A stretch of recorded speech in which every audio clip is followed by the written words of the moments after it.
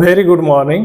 आज के डेट में पढ़ेंगे बहुत ही प्यारा टॉपिक जिसका नाम क्या है, joules law of heating. Joules law of heating, ये देखिए joules law of heating class 10th का है। ये बोर्ड में पूछता है 1 नंबर में, हो सकता है अगर इसका डेरिवेशन पूछे तो 2 नंबर ऐड कर देगा। मल्टीपल चॉइस क्वेश्चन में पूछता है, MCQ में 1 नंबर में। Joules law of heating, joules law of heating क्या होता है इसको बताओ, इसको बताना है। तो इसको कैसे बताएंगे, जूल्स लॉ ऑफ हीटिंग क्या है। तो पीछे के जस्ट इसके पीछे के वीडियो में मैं क्या बताया हूँ, अगर कोई हीटर है या कोई सर्किट है, कोई वायर आर रेसिस्टेंस का, उसमें कितना हीट प्रोड्यूस होता है, करंट फ्लो करता है तो हीट प्रोड्यूस होता है, कितना होता है। तो ये हीट प्रोड्यूस H बराबर आई स्क्वायर आर टी, H बराबर आई स्क्वायर आर टी, यहीं से शुरू करेंगे। जूल्स लॉ ऑफ हीटिंग को डिफाइन करना है और हम पीछे के वीडियो में पढ़े हैं क्या, H बराबर आई स्क्वायर आर टी, उसको लिखो, उसी को देख के ऐसे डिफाइन करेंगे, बहुत मजा आएगा। ये बोर्ड परीक्षा के लिए एकदम अलर्ट रहने का। एक एक नंबर की कीमत होती है, एक एक नंबर की कीमत होती है बोर्ड परीक्षा में, और वो हायर क्लास तक। और कंपटीशन में बैठेंगे 1 नंबर की कीमत होती है। इसलिए प्लीज प्लीज पकड़ बनाए रहे बोर्ड परीक्षा वालों बच्चों, पकड़ बनाए रहो। देखो जूल्स लॉ ऑफ हीटिंग क्या होता है, इसको हमें डिफाइन करना है। मैथमेटिकल एक्सप्रेशन लिखो, मैथमेटिकल एक्सप्रेशन लिखना है, उसके बाद उसी को देख के ऐसे डिफाइन करेंगे, बहुत इंजॉय, बहुत मजा आएगा। ये देखो जूल्स लॉ ऑफ हीटिंग हम क्या जानते हैं, H बराबर आई स्क्वायर आर टी। पीछे की वीडियो में बताया, बहुत ही डिटेल है। अब वहां से इस फार्मूले को डायरेक्ट उठा लिया। हम क्या बोलेंगे, वी नो दैट H बराबर आई स्क्वायर आर टी, H बराबर आई स्क्वायर आर टी। अगर कोई हीटर है, उसमें करंट को भेज रहे हैं, फ्लो करा रहे हैं, तो करंट जाने से क्या होता है, हीट जनरेट होता है। और ये हीट कितना होता है, अगर आई बढ़ाएंगे तो क्या H बढ़ता है, तो बोलेंगे हाँ H बढ़ता है। अगर रेसिस्टेंस, अगर जो भी सर्किट है, अगर कोई अप्लायंस है, हीटर ले लो, बल्ब ले लो, फैन ले लो, LED LCD ले लो, अगर करंट फ्लो करेगा तो हीट जनरेट होता है क्या, यस होता है। कितना होता है, H बराबर आई स्क्वायर आर टी। क्या हीट जो प्रोड्यूस होता है आई के बढ़ाने से, यानी करंट फ्लो कराएं तो क्या आई बढ़ेगा, बोलेंगे यस। अगर रेसिस्टेंस बढ़ाएं तो बढ़ेगा, यस।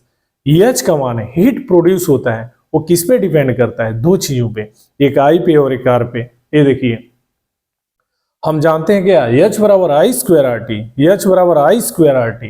यहां से इसको डिफाइन करना है, तो कैसे डिफाइन करेंगे, देखिए आई आर टी के बीच में कुछ नहीं दिख रहा है ना, यानी प्रोडक्ट गुणा है, गुणा बोलते हैं। तो यहां से ये हो गया, अगर करंट फ्लो ज्यादा करेगा तो हीट क्या होता है, बढ़ता है। अगर करंट की वैल्यू क्या करें, बढ़ाएं, तो यहाँ से बढ़ने का है, ऊपर एरो का निशान है, ये बढ़ाते हैं तो हीट बढ़ता है। क्या रेसिस्टेंस बढ़ेगा तो हीट बढ़ेगा, कहेंगे हाँ, तब भी बढ़ता है। करंट, हीटर में करंट भेज रहे हो, करंट की वैल्यू बढ़ा दो तो क्या हीट ज्यादा बढ़ेगी, हीट ज्यादा मिलेगी, यस। रेसिस्टेंस, अगर रेसिस्टेंस को बढ़ा दें तो रेसिस्टेंस बढ़ने से हीट ज्यादा प्रोड्यूस होगा, बोलेंगे यस। तो यहां से H बराबर आई स्क्वायर आर टी का मीनिंग यही है। H किस पे डिपेंड करता है, आई पे, और H किस पे डिपेंड करता है, आर पे डिपेंड करता है। अब इसको देख के हमें डिफिनीशन बनानी है जूल्स लॉ ऑफ हीटिंग का। कैसे डिफिनीशन बनाएंगे, H मतलब हीट जनरेटेड, कहां जनरेट हो रहा है, सर्किट में। तो यहां पे देखो H मतलब हीट, देख के लिखना है, heat generated in a circuit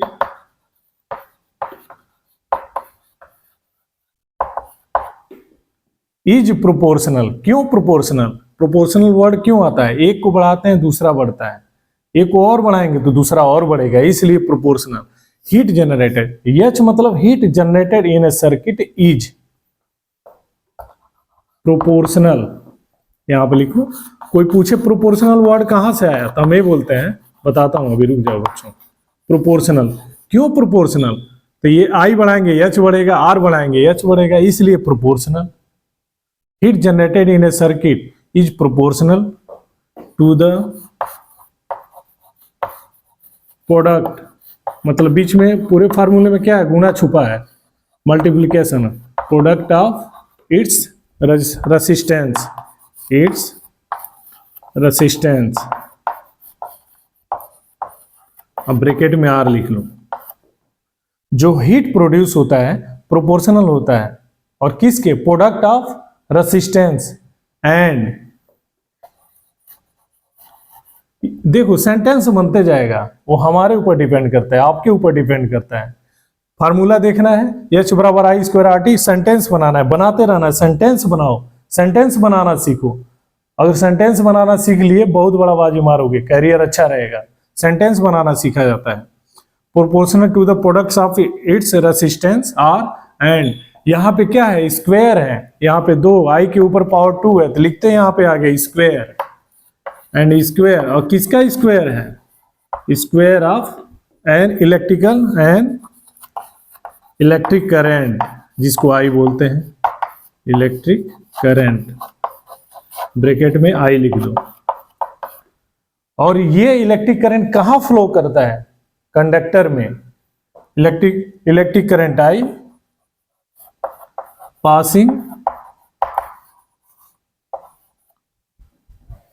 passing through the conductor